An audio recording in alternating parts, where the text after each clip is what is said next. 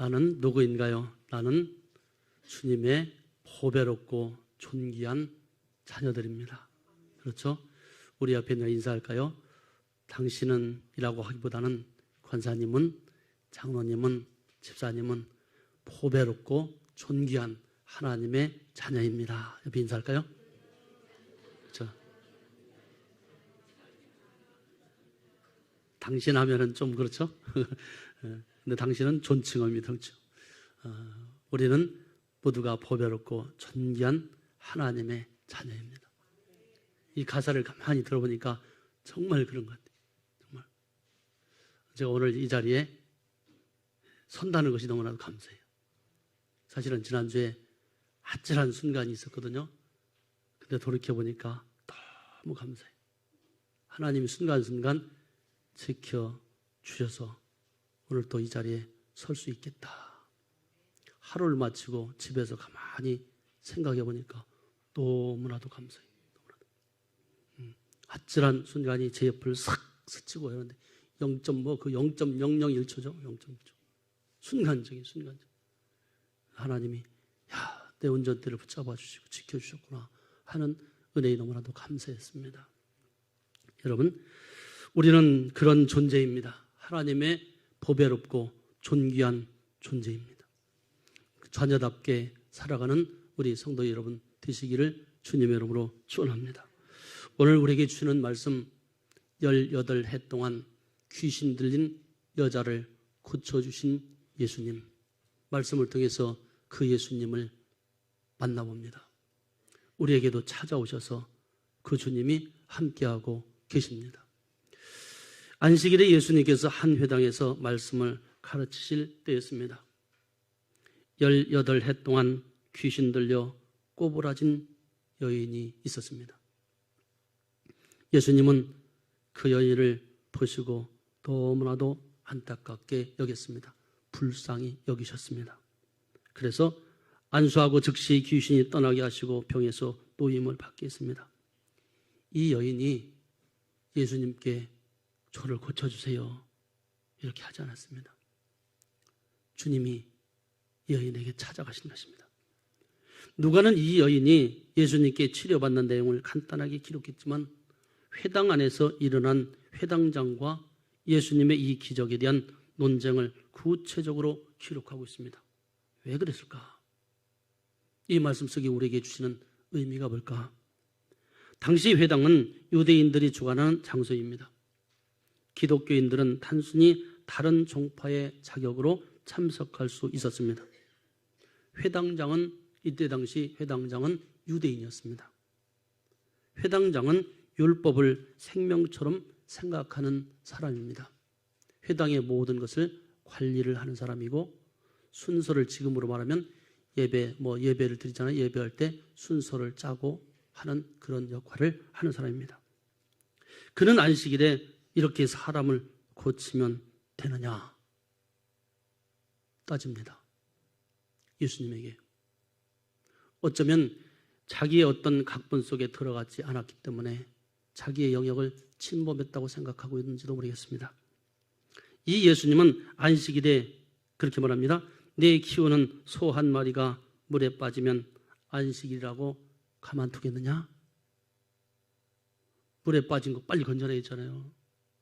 그냥 놔두면 안식일 지날 때까지 가보면 아마 죽어 있을 거요.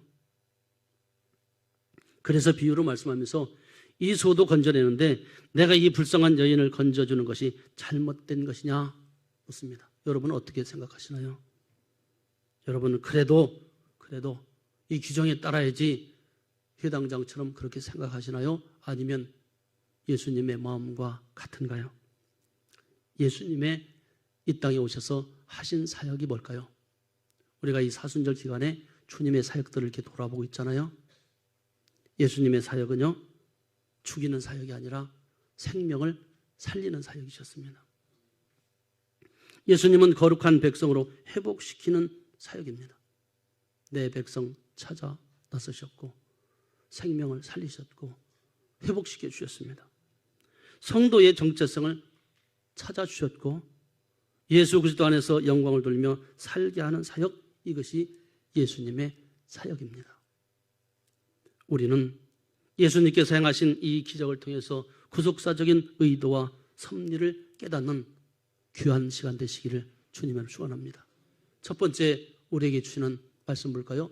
18해 동안 꼬부라진 여인에게 기적을 베풀어 주셨습니다. 누가요? 예수님이. 10절에서 13절 말씀 같이 보겠습니다. 다시 봅니다. 예수께서 안식일에 한 회당에서 가르치실 때에 18해 동안이나 귀신 들려 앓으며 꼬부라져 조금도 펴지 못한 한 여자가 있더라. 예수께서 보시고 불러 이르시되 여자여 네가 내 병에서 놓였다 하시고 안수하시니 여자가 곧 펴고 하나님께 영광을 돌리는 자라. 이 장면을 한번 우리가 연상해 볼까요? 예수님이 지금 이렇게 회당에서 말씀을 전하고 계십니다. 그런데 저기 뒤에 한 여인이 고개를 돌지 못하고 아주 이렇게 꼬부라진 여인, 말 그대로 꼬부라졌습니다. 꼬부라진. 곱추라고도 하죠. 아주 꼬부라진 여인. 말씀을 전하다 예수님이 눈에 띈 거예요. 눈에 띈 거예요. 그래서 예수님이 말씀을 전하시다가 중지하고 그 여인에게 찾아가서 부르시고 직접 안수하시니까 그의 고부라졌던 허리가 펴지는 거예요. 이 이야기죠. 그런데 이것을 트집 잡는 사람이 있습니다. 이것은 각본에 없는 것 아닙니까? 하는 것이죠. 18해 동안 귀신 들려 꼬부라진 여인이 회당 안에 있었다고 하십니다. 예수님은 그 여인을 보시고 귀신 들린 여인을 치료하시는 거예요. 가만히 보니까 귀신이 들으시 귀신. 그리고 여인은 하나님께 영광을 돌립니다. 귀신이 들어가면요 꼬부라진 인생을 삽니다. 바라보는 시각도 꼬부라집니다. 어쩜 똑같은 사물을 놓고 또 그렇게 꼬부라지게 바라보는지 모르겠습니다. 바라보는 시각만 꼬부라지는 것이 아니라 그의 마음도 꼬부라집니다. 생각도 꼬부라지고 말도 꼬부라지고 혀도 꼬부라집니다. 이게 귀신의 역사입니다. 그런데 말씀이 들어가면 펴집니다. 제자리로 돌아옵니다. 본문에 기록된 말씀 중에 예수님께서 말씀을 가르치는 장소가 회당이라 이렇게 말씀합니다. 그런데 누가는 예수님께서 행하시는 기적이 안식일과 관계가 있음을 암시하고 있습니다. 안식일에 행하는 모든 순서는 율법을 준수하며 회당장의 지시를 따라 진행되어야 했습니다. 회당장은 각본을 짜놓고 이렇게 하라 이렇게 하라. 거기서 벗어나면 회당장의 마음을 거스리는 것이죠. 예수님은 안식일의 주인이십니다. 안식일은 인간의 안식과 예배의 기회를 부여하기 위한 것입니다. 하나님은 십계명에서 안식일을 거룩하게 지킬 것을 명령하셨습니다. 그러므로 이스라엘 백성이 하나님께 온전히 헌신하는 날이 이 날이 바로 안식일입니다. 그런데 꼬부라졌다 그랬습니다. 꼬부라졌다는 것은 몸을 굽히고 웅크린다는 뜻입니다. 사단은요 구부리고 웅크리고 있습니다. 바라보는 시각도 곱게 바라보지 못합니다. 하는 말도 어쩌면 그렇게 꼬부라지게 하는지 모르겠습니다. 비비꼬아서 합니다. 안식일의 회당 안에 18해 동안 귀신 들려 앞으로 완전히 구부러진 여인, 이 여인이 귀신이 아니라 이 여인 속에 들어가서 이 여인을 괴롭힙니다. 귀신이 들어가면 사람을 괴롭힙니다. 똑바로 바라보지 못하게 합니다. 말씀을 제대로 들을 수가 없습니다. 하는 일마다 사람을 괴롭히고 힘듭니다. 18의 숫자는 매임이란 뜻입니다. 매여 있습니다. 뭔가 매여 있습니다. 잘못된 사상에 매여 있습니다.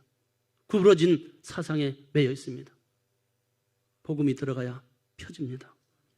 귀신 들려 허리가 구부러진 여인은 혼자 일어나거나 머리를 들 수 없는 고통에 매여서 살아왔습니다. 그렇게 살아온 인생. 그런데 누가는 이 병의 원인이 귀신에게 매인 곱사병으로 보고 있습니다. 그렇다고 해서 몸이 굽은 사람 다 귀신 들렸다 이렇게 말하지는 않습니다. 오해하지 않기 바랍니다. 유대인 여인이 18해 동안 귀신에 매여서 살았던 것은 완전한 이 속박과 수치를 받으며 부정한 삶을 살았다는 것입니다. 귀신이 들어가면 그런 삶을 삽니다. 부정한 여인은 성전에 들어갈 수 없었으며 오직 회당에서 말씀을 들을 수밖에 없었습니다. 그래서 그 말씀을 듣고 스스로 위로받기를 원했습니다. 그런데 누구 한 사람 거들떠보는 사람이 없습니다. 누구 한 사람 긍휼히 여기는 사람이 없습니다. 그런데 회당에서 예수님을 만납니다. 이게 은혜입니다. 이것이 우연이 아니라 은혜입니다. 사람들은 우연이라고 하죠. 길을 가다 우연히, 무엇을 하다 우연히, 내 인생이 우연이란 없습니다. 우리 성도들은 우연이란 말을 쓰지 않습니다. 하나님의 섭리다, 하나님의 은혜다, 이렇게 표현합니다. 주님이 이 여인에게 찾아오신 것입니다. 여인이 원해서가 아니라 주님이 찾아오셨고 주님이 먼저 보셨습니다. 사랑하는 성도 여러분, 우리가 말씀 속에서, 예배 속에서 주님의 임재하심을 체험할 수 있게 되기를 바랍니다. 우리가 말씀을 보다가도요, 주님이 말씀을 통해서 나에게 찾아오세요. 예배를 통해서도요, 예배 시간에 말씀을 통해서 주님이 만나주세요. 어떤 사람은 만나주는 사람이 있는 반면에 어떤 사람은 고불하자 있는 사람은 말씀이 들려오지 않습니다. 주님을 만나면 기적이 일어납니다. 따를까요? 주님을 만나면 기적이 일어납니다. 그렇습니다. 그래서 말씀을 사모해야 됩니다. 얼마나 사모했을까요? 이 여인이 얼마나 사모했을까요? 예수님은 18해 동안 귀신에 매여서 수치를 당하며 살아온 여인을 부르십니다. 그리고 귀신을 쫓아내시고 병을 고쳐주십니다. 귀신은요, 타협의 대상이 아닙니다. 귀신아 나와라! 귀신아 나와라! 외치는 대상이고 쫓아내는 대상일 뿐입니다. 말씀이 들어가면 귀신은 떠납니다. 꼬부라지게 하는, 행동하는 이 귀신은 떠나게 되어 있습니다. 복음이 들어가면 그렇습니다. 예수님께서 여인에게 기적을 베풀어 주신 것은 요청에 의해서가 아닙니다. 예수님 저 좀 살려주세요, 요청한 것 아닙니다. 이런 말도 할 수가 없었습니다. 우리도 마찬가지 아닌가요? 그런데 우주님이 저와 여러분에게 찾아오신 것입니다. 예수님은 여인에게 자비를 베풀어 주시고 귀신에 매였던 사슬을 풀어 자유의 몸이 되게 하셨습니다. 이 일을 위해서 주님이 이 땅에 오신 것입니다. 귀신에 매여서 18해 동안 허리가 굽어서 펴지 못한 여인, 예수님을 만남으로 자유를 얻보게 되었습니다. 예수님은 여인의 이름을 반세전부터 아셨다 합니다. 현재 이 땅에 있는 여인의 이름을 크게 부르면서 예수 그리스도의 울타리 안으로 부르십니다. 주님 울타리 안으로 들어가야 됩니다. 여러분, 주님 밖에서 맴도는 것이 아니라 주님 안으로 들어와야 됩니다. 교회에 왔지만, 교회에 와서 예배는 드리지만 주님 밖에 있는 사람이 있고 안에 있는 사람이 있습니다. 우리는 말씀 안으로 들어와야 됩니다. 주님 안으로 들어와야 됩니다. 예수님의 초청을 받은 여인은 이제부터 수치를 당하지 않고 자유의 몸으로 살아가게 됩니다. 예수님을 만나면 그렇습니다. 예수님은 여인을 향하여 치유를 선언하신 동시에 안수해 주십니다. 안수의 의미가 뭘까요? 내가 이렇게 안수하잖아요. 구약에서는 이 안수를 전가의 의미가 있습니다. 전가. 내 모든 죄를 이 동물에게 전가합니다. 그러면 대신 이 소와 양이, 이 동물이 내 모든 죄를 가져간다고 봤습니다. 그리고 이는 죽습니다. 그런데 예수님이 안수하신 것은 여인에게 안수하심으로 성령 안에서 한 몸이 됐음을 증거하고 있습니다. 예수님이 이 여인의 죄를 전가받으시고 귀신을 쫓아내시고 예수님의 의를 이 여인에게 전가해 주시는 것입니다. 그래서 이 여인은 죄에서 자유함을 누리게 되는 것입니다. 이게 복음입니다. 예수님께서 여인에게 안수하심으로 성령 안에서 한 몸이 됐습니다. 죄 없으신 예수님께서 그의 의를 여인에게 전가하심으로 깨끗하게 치료해 주시고 여인의 고통과 수치가 예수님께 전가되므로 이제는 안전한 속죄와 연합의 거룩함을 상징적으로 보여주고 있는 것입니다. 예수님은 가난하고 부정한 여인의 매인 삶을 풀어서 자유의 몸으로 살아가도록 은혜를 베풀어 주셨습니다. 주님 이러기 위해서 이 땅에 오셨습니다. 이러한 일들이 예수님의 사역입니다. 두 번째 주시는 말씀 볼까요? 그런데 어떤 일이 있었나요? 회당장이 그 모습을 보고 분을 냈다. 14절에 15절 말씀 같이 볼까요? 회당장이 예수께서 안식일에 병 고치시는 것을 분내어 무리에게 이르되 일할 날이 엿새가 있으니 그동안에 와서 고침을 받을 것이요 안식일에는 하지 말 것이니라 하거늘 주께서 대답하여 이르시되 외식하는 자들아 너희가 각각 안식일에 자기의 소나 나귀를 외양간에서 풀어내며 이끌고 가서 물을 먹이지 아니하느냐 말씀하십니다. 회당장이 가만히 보니까 예수님이 지금 병 고치고 또 이 허리 굽은 여인에게서 귀신을 쫓아냈으면 보면서 여러분이라면 이럴 것 같아요. 야, 메시아다, 주님이다 박수를 치면서 여러분 할렐루야 외치지 않았을까요? 그런데 이 회당장도 꼬부라진 사람입니다. 꼬부라진 사람. 맘보따리가 꼬부라졌습니다. 바라보는 시각이 꼬부라졌습니다. 이에 사상이 꼬부라졌습니다. 쳐다보고 기뻐하는 것이 아니라 분을 냈다고 했습니다. 내 영역을 침범했다 생각하는 것 같아요. 그렇잖아요? 그러나 예수님은 그를 향해서 외식하는 자들이라고 말합니다. 그들은 언제나 말과 행동이 다르기 때문에 그렇습니다. 분내었다 그랬습니다. 분개하고 흥분한다는 뜻입니다. 꼬부라진 사람은 잘 흥분해요. 꼬부라진 사람은 잘 화를 냅니다.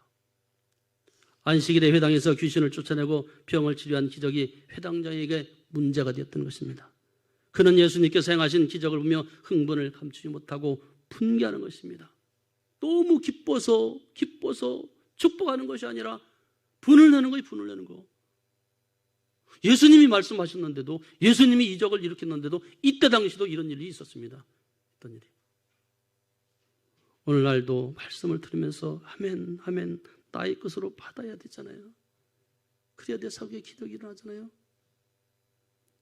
그것은 안식일의 노동을 금한 율법을 어겼다 하는 이유입니다. 율법의 율자도 제대로 모르는 사람이 해석하는 것이죠. 율법의 근본 정신은 이런 것이 아닙니다. 율법의 근본 정신은 하나님의 사랑이 배어 있습니다. 회당장은 18년 동안 귀신에게 매임당하여 고통을 받았던 여인의 형편은 관심이 없습니다. 그저 자기 어떤 법, 규칙이 나쁘다는 것이 아닙니다. 중요하죠. 만약 자신의 딸이라면 어땠을까? 자신의 딸이라면 그렇지 않았겠죠? 이것을 가리켜서 요즘 흔히 쓰는 내로남불 이렇게 말하잖아요.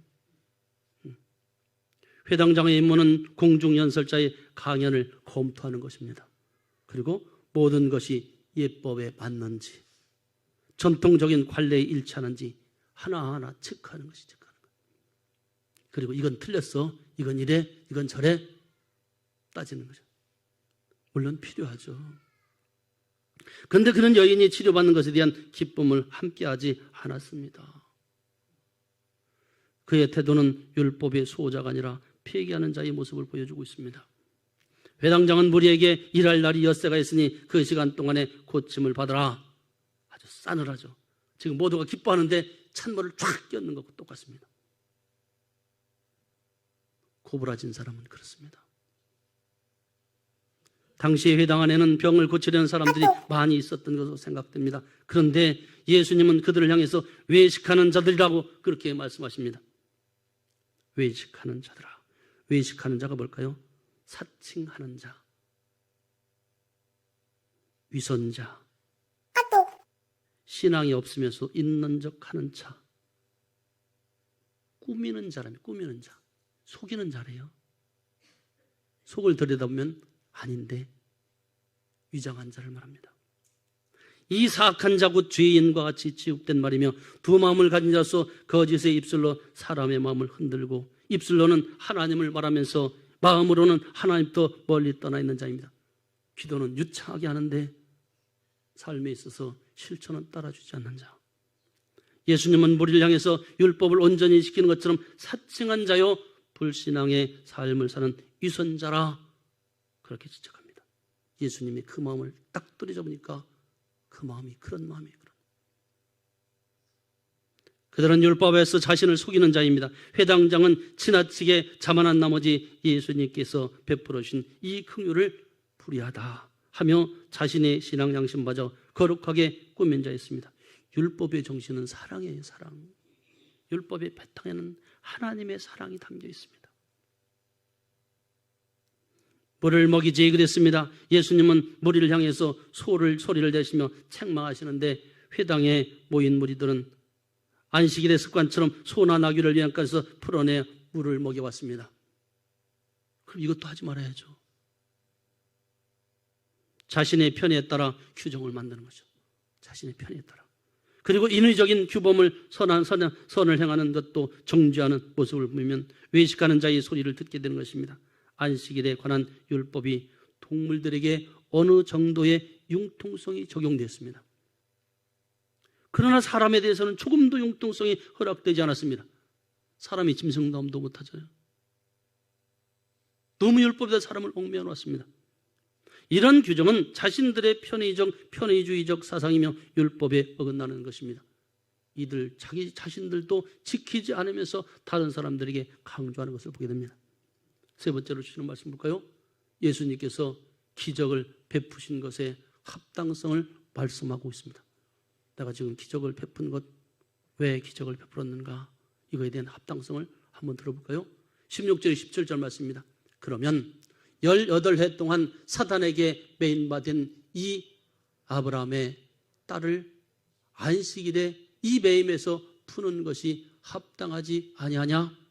예수께서 이 말씀을 하심에 모든 반대하는 자들은 어떻게 했습니까? 부끄러워하고 온 무리는 그가 하시는 모든 영광스러운 일을 기뻐하니라. 처음에 막 기쁜 일이 생겼잖아요. 이 귀신 들린 사람이 귀신이 떠나고 자유함을 누렸잖아요. 그때 막 박수를 막 치려고 했는데 회당장이 찬물을 쫙 던졌어요. 조용하고 있어요. 그러다가 예수님이 한 말씀 지적해 주니까 그때서야 이들이 야 이거다. 그리고 하나님께 영광을 돌리겠죠. 말씀이 임하는 순간입니다. 말씀이 임하면, 복음이 임하면 내 이 꼬부라진 것이 펴집니다. 사랑하는 성도 여러분, 우리가 말씀을 대할 때는 겸손함이 필요합니다. 겸손함이. 예수님은 회당에 있는 유대인들을 향해서 18해 동안 배임된 여인을 치료하신 것의 이 합당함을 말씀하시면서 여인도 아브라함의 딸로 선언합니다. 이 여인도 아브라함의 딸이라. 무슨 뜻일까요? 하나님의 택한 백성이라는 뜻이잖아요. 그런데 뭔가 꼬였습니다. 뭔가. 인생의 길에서 뭔가 꼬였습니다. 그래서 사단에게 매임받았습니다. 내 백성이 사단에게 매임받았습니다. 이래서 주님이 여기에 찾아오신 거예요. 내 백성 찾아서 정체성을 찾아주시기 위해서 오신 것입니다. 그러자 반대하는 자들이 부끄러워 이제는 고개를 들리게 됩니다. 풀었다. 예수님은 외양간에서 소나 나귀를 푸는 것과 사탄으로부터 푸는 것에 대비하면서 반대하는 자들을 부끄럽게 하셨습니다. 비록 그들이 생명과 같이 지키는 안식일에도 18해 동안 귀신에게 매여 꼬부라져 사는 여인의 고통을 외면할 수 없으며 예수님께서 행하시는 사역을 어떠한 명분으로도 지연시킬 수 없는 것입니다. 꼬부라진 인생은 예수님의 사역을 지연시킵니다. 어떻게 해서든지 예수님의 사역을 방해합니다. 여러분, 꼬부라진 인생이 아니라 복음으로 가득 찬 우리의 인생이 되시기를 주님의 이름으로 축원합니다. 예수님은 안식일에 회당에서 말씀을 가르치시면서 동시에 병을 고치는 것은 할 수 있는 것과 할 수 없는 것에 대한 선택이 아니라는 것입니다. 반드시 치료해야 할 하나님의 뜻이라고 말씀하셨습니다. 하나님의 뜻은 무엇일까요? 올무에 빠진 백성의 삶에서 구출하여 사단으로부터 해방하는 것이고, 죄인의 신분을 취소하고 거룩한 백성으로 정체성을 찾아주시는 것, 이것이 예수님의 사역이었습니다. 그렇다면요, 복음 있는 우리의 사역은 뭘까요? 우리가 해야 할 일은 뭘까요? 계속해서 꼬부라진 인생을 가는 것이 아니라 우리도 복음이 있다면 생명을 살리는 사역을 해야 되지 않을까요? 성도들 간의 대화 속에서도 위로해주고 격려해주고 힘을 주고 용기를 주고, 그러면 우리는 너무나도 행복한 교회가 될 수 있어요. 이런 행복한 교회 우리가 만들었으면 좋겠습니다. 예수님의 역사하심, 예수님 우리를 향해서 자신의 정체성과 사역에 대한 합당성을 말씀하고 있습니다. 그러자 이들은 부끄러웠습니다. 부끄러운 줄 알아야 됩니다. 부끄러운 줄 아는 것은 소망이 있는 것입니다. 회당장은 부끄러워하지 않습니다. 그런데 참 보죠, 예수님은 왜 회당장을 고쳐주지 않으셨을까? 성경에 나오지는 않았어요.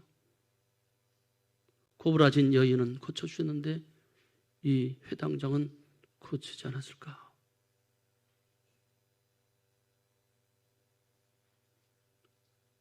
하나님이 택한 백성이 있어요.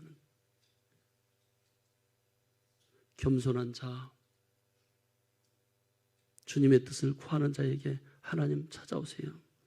지금까지 예수님을 반대하며 모욕을 주는 자들이 예수님의 탁월한 가르침에 부끄러움을 느꼈습니다. 그들의 위선이 자신에게 수치가 됐으며 안식일의 주인이 예수 그리스도라는 확실한 증거가 된 것입니다. 이런 장면을 보고요, 바리새인과 서기관들은요, 주님을 찬양하지 않았어요. 이제 한풀 꺾이잖아요. 거기서 자기의 있던 것이 꺾이잖아요. 그러면 잠시 고개를 숙여요. 그리고 재기를 노립니다. 기다렸다가 또다시 예수님을 쫓아다니면서 공격의 기회를 찾는 것을 보게 됩니다. 참 불행하죠. 이런 일에 쓰임받는 도구가 아니라 우리는 항상 복음을 전하는 도구로 쓰임받아야 돼요. 인생에 있어서요, 불행하게 쓰임받는 사람이 있고 기쁘게 쓰임받는 사람이 있습니다. 율법을 앞세워서 예수님을 욕되게 하는 자들은 과거로부터 지금까지 율법에 매여 복음의 자유로운 즐거움에 한 번도 참여하지 못하고 살아가는 자들을 말합니다. 복음의 기쁜 진리가 그들에게 가까이 왔음에도 불구하고, 수없이 복음을 들었음에도 불구하고, 예수님과 접촉했음에도 불구하고 깨닫지 못하는 거거든. 그래서 비유 말씀하시잖아요. 예수님이 다 듣고 깨닫는 것이 아니라 내가 그 말씀을 듣고 깨닫는 것, 이것이 복인 거예요. 사랑하는 성도 여러분, 우리가 이 말씀을 듣고 그래, 나는 이런 존재가 아니라 말씀을 깨닫고 주님 앞에 쓰임받는 그런 존재가 되게 하시니 감사합니다. 우리는 그 편에 서야 되죠. 왜 꼬부라진 편에 서요? 우리도 율법을 앞세워서 신앙생활을 한다면 복음을 통한 진정한 자유를 얻지 못하는 증거이며 소망이 없는 인생을 살아가게 될 것입니다. 그리고 그저 남의 티만 보지만 자신의 들보는 깨닫지 못하는 자들을 바랍니다. 기뻐하니라 그랬습니다. 부끄러움을 당하며 반대하는 자들을 제외한 모든 사람이 지금 기뻐하고 있습니다. 모든 사람이 다 기뻐해야 되는데 한 부분은 기뻐하지 못하고 있습니다. 말씀을 듣고 깨닫고 회개하는 자는 너무 기쁜 거예요. 자유함을 누리는 거예요. 그런데 한편에서는 꼬부라진 자는 계속 꼬부라져 있습니다. 불행하죠. 율법을 우선으로 행하던 자들의 위선을 알고 있었으며 그들의 위선이 폭로되는 현장에서, 이 현장을 보면서 예수님의 말씀에 마음의 위로와 평화를 느끼는 자들이 있고 그렇지 못한 자들이 있다는 것입니다. 사랑하는 성도 여러분, 말씀을 깨닫고 나에게 기쁨이 온다는 것은 축복입니다. 하나님이 나에게 주신 은혜입니다. 예수님의 합당하신 말씀에 부끄러움을 당하는 사람과 기뻐하는 사람들은 확실하게 태조를 이루고 있잖아요. 예수님이 말씀하실 때 예수님의 사역은 아버지의 거룩하신 뜻이며 세상으로부터 그리고 사탄으로부터 매였던 자를 풀어주시고 평안과 거룩한 즐거움에 참여하며 영원토록 기뻐하도록 은혜를 베풀어주는 것, 이것이 예수님의 사역입니다. 사랑하는 성도 여러분, 우리는 모두 아브라함의 후손이며 그 이름이 창대케 되는 복을 받은 자들입니다. 오늘 찬양에도 너무 은혜로운 찬양 불러주셔서 감사합니다. 선곡을 너무나 잘해주셔서 감사해요.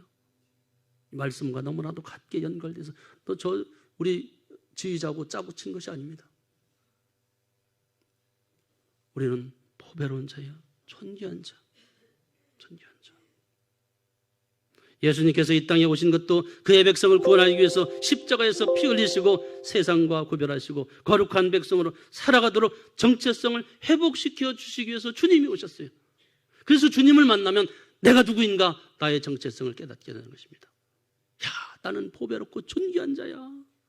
보배롭고 존귀한 자는 그렇게 살아야죠. 왜 꼬부라진 인생을 감사합니까? 해당에 있던 여인은 18해 동안 귀신에 매여 고통을 받으며 살았지만 예수님을 만남으로 삶의 회복과 수치에서 벗어나는 복을 받았습니다. 사랑하는 성도 여러분, 우리 광역교회 성도 여러분들은 모두가 복을 받는 성도들이 되시길 바랍니다. 꼬부라진 그 길로 가지 마시고, 꼬부라진 생각으로 가지 마시고 주님의 말씀 안에 있게 되기를 바랍니다. 그 여인이 율법에 매인 삶을 살았다면 자신의 병은 치료받을 수 없었을 것입니다. 이것은 오직 하나님의 은혜잖아요. 하나님이 찾아오신 거예요. 내가 찾아간 것이 아니라 하나님이 나에게 찾아오신 거예요. 주님이 나에게 찾아오신 거예요. 이게 은혜예요. 이게 은혜. 그래서 눈물 나는 거예요.